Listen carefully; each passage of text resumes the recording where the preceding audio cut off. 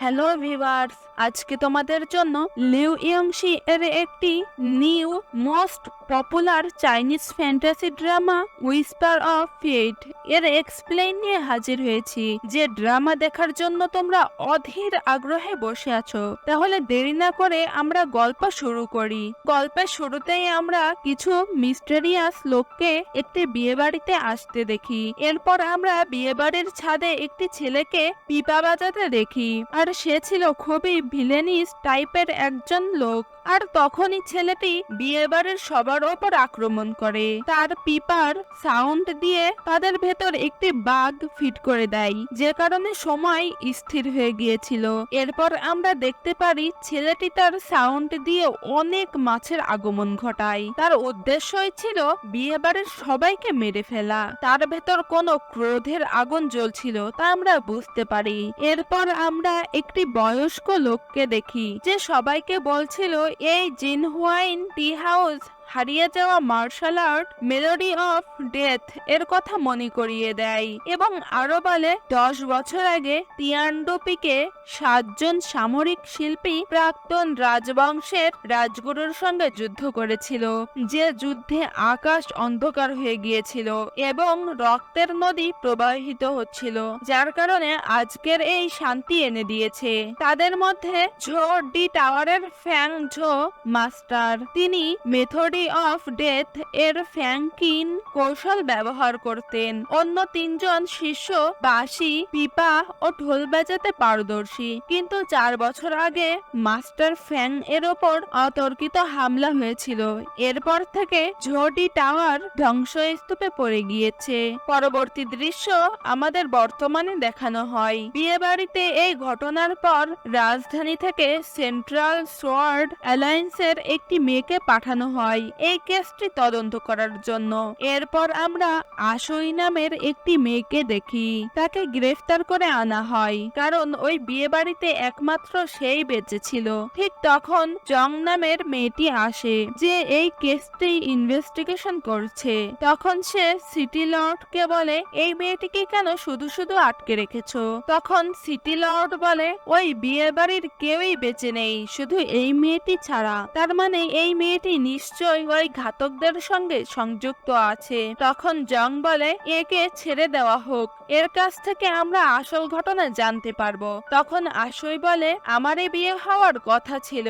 আমাকে যখন নিয়ে আসা হয় তখন আমি কালো কাপড়ে পিপাবাদককে দেখি, যে ওপর থেকে আমার কাছে আসে এবং আমাকে বলে আমি চাইলে এই ঘটনা সবাইকে বলতে পারি। তখন জং বলে, চেহারার বর্ণনা অনুযায়ী আমার একজনের কথা মনে হচ্ছে, আমাদের এখন সেখানে যেতে হবে। এটা ছিল আন্ডারওয়ার্ল্ড, যেখানে একটি বৌদ্ধ মন্দির ছিল, আর সেখানে একটি বাচ্চাকে দেখতে পাই। তখন আশুই বাচ্চাটির কাছে তার মাস্টারের কথা জিজ্ঞাসা করে। তখন বাচ্চাটি বলে, আমি কিছু জানি না, আমি এখানে ঝাড়ুদারের কাজ করি। এরপর সবাই যখন ভেতরে যাবে তখন ওপর থেকে কেউ ধারালো একটি অস্ত্র তাদের দিকে ছুঁড়ে মারে।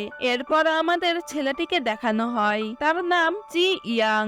তাকে সবাই ক্লাউড নামে ডাকে, মানে মেঘ, কারণ সে খুব দ্রুত ভেসে বেড়াতে পারত আর চোখের পলকে এখান থেকে ওখানে পৌঁছে যেত। এরপর ক্লাউড এসে বলে, তোমাদের সাহস তো কম নয়, তোমরা ভেতরে প্রবেশ করছো। আর আশুইকে তুলে নিয়ে ভেতরে রেখে আসে আর বলে, মন্দিরের ভেতরে প্রবেশ করতে চাইলে আমার সঙ্গে লড়াই করতে হবে, কিন্তু তার সঙ্গে কেউ পেরে উঠছিল না। এদিকে আশুই সেখানে একটি ছেলেকে দেখে, আর তার পাশে দোলনায় ছোট একটি বাচ্চা ছেলে ছিল। এরপর আশুই বাচ্চাটির দিকে এগিয়ে গেলে ওই ছেলেটি তার গায়ে একটি রোব এনে পরিয়ে দেয়, আর ছেলেটির নাম হলো তাং লিসি। আর এই তাং লিসি হলো আমাদের ড্রামার নায়ক। তখন মেয়েটি চিনতে পারে এটাই সেই ছেলে যে বিয়ে বাড়িতে সবাইকে মেরেছে। তখন আশুই অনেক ভয় পেয়ে যায় এবং বলে, তুমি তো সেদিন বিয়ে বাড়িতে সবাইকে মেরে ফেলেছো, কিন্তু আজকে তোমাকে অন্যরকম লাগছে। সেদিন তোমাকে দেখে মনে হচ্ছিল শয়তান কেউ, কিন্তু আজকে তোমাকে দেখে মনে হচ্ছে তুমি পবিত্র একজন। অন্যদিকে ক্লাউড সবাইকে হারিয়ে এরপর জং এর কাছে আসে। তখন জং বলে, দেখো আমরা একটি কেস ইনভেস্টিগেশন ইনভেস্টিগেশন করার জন্য এসেছি, তাই আমাদের ভেতরে যেতে দাও। তখন ক্লাউড বলে, ঠিক আছে, আমি শুধু তোমাকে ভেতরে নিয়ে যেতে পারি, সেখানে আমার মাস্টার আছে, তুমি তার সঙ্গে কথা বলতে পারো। এরপর জং ভেতরে যায় এবং আশুইকে জিজ্ঞাসা করে, এটি কি সেই ছেলে? তখন আশুই বলে, হ্যাঁ, এটাই সেই ছেলে, কিন্তু আজকে অন্যরকম লাগছে, কারণ যে ওই হত্যাকাণ্ড ঘটিয়েছিল তার সাথে এর চেহারার মিল থাকলেও কাজকর্মের কোনো মিল নেই। তখন জং বলে, মাস্টার, আমি কি আপনার একটু তদন্ত করতে পারি? আমি এখানে এসেছি সোয়ার্ড অ্যালায়েন্সের হয়ে, আমরা একটি কেস ইনভেস্টিগেশন করছি। হাউ রেসিডেন্সে সেদিন অনেক মানুষ মারা গিয়েছিল। তখন টাংলিসি জংকে একটি কোশ্চেন করে, তোমার কি মনে হয় সত্যিই তুমি কি আমার সঙ্গে পেরে উঠবে? যদি নাই পেরে ওঠো তাহলে এখানে কেন এসেছো? জং বলে, আমি বুঝতে পেরেছি, কিন্তু সেদিন ওই ঘটনার সময় আপনি কোথায় ছিলেন? তখন টাংলিসি একই কথা আবার বলে। এতে জং একটু অবাক হয় এবং বলে, মানে কি? তখন টাংলিসি আবারও একই কথা বলে। তখন জং বলে, ঠিক আছে, আমি বুঝতে পেরেছি, আমরা এখন চলে যাচ্ছি।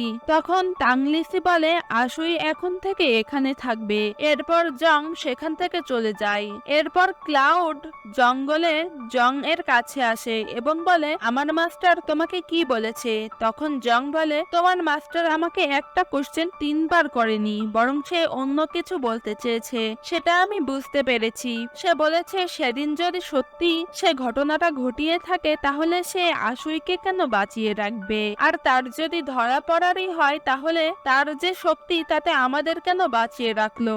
অর্থাৎ সেদিন রাতে এই ঘটনা তোমার মাস্টার ঘটায়নি, বরং তার বেশ ধরে অন্য কেউ এই ঘটনা ঘটিয়েছে। এরপর ক্লাউড জং এর সাথে আসতে থাকে এবং বলে, আমার মাস্টারকে নির্দোষ প্রমাণ করার জন্য যা করা লাগে আমি তা করব। এরপর তারা সেই স্পটে যায় যেখানে হত্যাকাণ্ড হয়েছিল এবং সেখানে সমস্ত বডি চেক করতে থাকে, কারণ টাংলিসি কথার ইশারায় এটা বুঝিয়েছিল যে বডিগুলো ভালোভাবে চেক করতে, কারণ সেগুলোরই মৃত্যু হয়েছে। এরপর তারা ওয়াইনে বিষ মিশানো দেখতে পায়। তখন বুঝতে পারে টাংলিসি আসলে কতটা বুদ্ধিমান। সবাই ভাবছে যে টাংলিসি সেখানে গিয়ে পিপা বাজিয়েছে আর সেই পিপার সাউন্ডে সবাই মারা গিয়েছে। আসলে তেমনটা না, কারণ এরা যখন খাওয়া দাওয়া করছিল তখন অলরেডি ওদের শরীরে বিষ ঢুকে গিয়েছিল। পরে যে পিপাবাদক এসেছিল সেটা তো একটা ইলিউশন। এরপর আমাদের টাংলিসিকে দেখানো হয় সে বুদ্ধিস্ট এর সঙ্গে কথা বলছিল। তখন বুদ্ধিস্ট বলে, তোমার জন্য যদি কারো ক্ষতি হয় বা বিপদ হয় তাহলে সেটা তোমারই কর্মফল। তখনই সেখানে ফেংজি নামের একজন লোক আসে। সে মূলত সিশন নামের একটি টাওয়ারের মালিক। সে এখানে একটি চিঠি এবং বক্স নিয়ে এসেছিল। সে চিঠিটা সে টাংলিসিকে দেয়, সাথে বক্সটিও। আর ওই বক্সে একটি বাঁশির অর্ধেক অংশ ছিল। এটা হলো সেই বাঁশি যেটা আমরা শুরুতেই দেখেছিলাম। এই বাঁশিটি দেখার সঙ্গে সঙ্গেই টাংলিসির মনে পড়ে ওর একবার মৃত্যু হয়েছিল, আর তখনই বাঁশিটি দ্বিখণ্ড হয়ে যায়। পরবর্তী দৃশ্যে আমরা জংকে দেখতে পাই। জং তো বুঝে গিয়েছে খাবারে আগে থেকেই কেউ বিষ মিশিয়ে দিয়েছিল, আর সেটা সিটি লর্ড ছাড়া আর কেউ হতেই পারে না। তাই ওরা সিটি লর্ডকে ধরার জন্য যখন তার বাড়িতে যায় তখন দেখতে পাই তার সোনা দানা টাকা পয়সা অলরেডি লুকিয়ে ফেলছে, কারণ সে বুঝে গিয়েছিল তার ধরা পড়ার সময় চলে এসেছে, তাই তাকে পালাতে হবে। আর তখনই ক্লাউড তাকে ধরে ফেলে। অপরদিকে টাংলিসি আসে আশুই এর সঙ্গে দেখা করতে এবং বলে, তুমি তো সবই জানো, সেদিন রাতে কে বা কারা মারতে এসেছিল। আসলে তুমি আমাকেও চেনো, তাহলে কেন মিথ্যা বলছো? তখন আশুই বলে, আমি কিছুই জানি না, আমি শুধু জানি আপনার মতো দেখতে কেউ এসে ওই দিন ঘটনাটা ঘটিয়েছে। সত্যি কি আপনি ছিলেন না? তখন টাংলিসি কিছু না বলে সেখান থেকে চলে যায়। এরপর আমরা ক্লাউডকে দেখি সে সিটি লর্ডকে ফোর্স করে এবং বলে, তুমি যদি সত্যিটা না বলো তাহলে আমি এক্ষুনি তোমাকে মেরে ফেলবো। তখন সিটি লর্ড বলে, সেদিন মানে বিয়ের আগের দিন রাতে যখন তিনি রাস্তা দিয়ে যাচ্ছিল তখন সেখানে পালকিতে কিছু রহস্যময় লোক এসেছিল, আর তারা ওর ওপর একটি অভিশাপ দিয়েছিল এবং বলেছিল সিটি লর্ড যদি তাদের কথা না শোনে তাহলে তারা সিটি লর্ডকে মেরে ফেলবে। আর সেই ছেলেটি দেখতে একদম একদম তাংলিসির মতো ছিল। আর ওই লোকটি মূলত বিয়ে বাড়িতে ওই ম্যাসাকার ঘটাতে বলেছিল। আসলে ওই লোকটি তাংলিসির মুখোশ ধরে এসেছিল।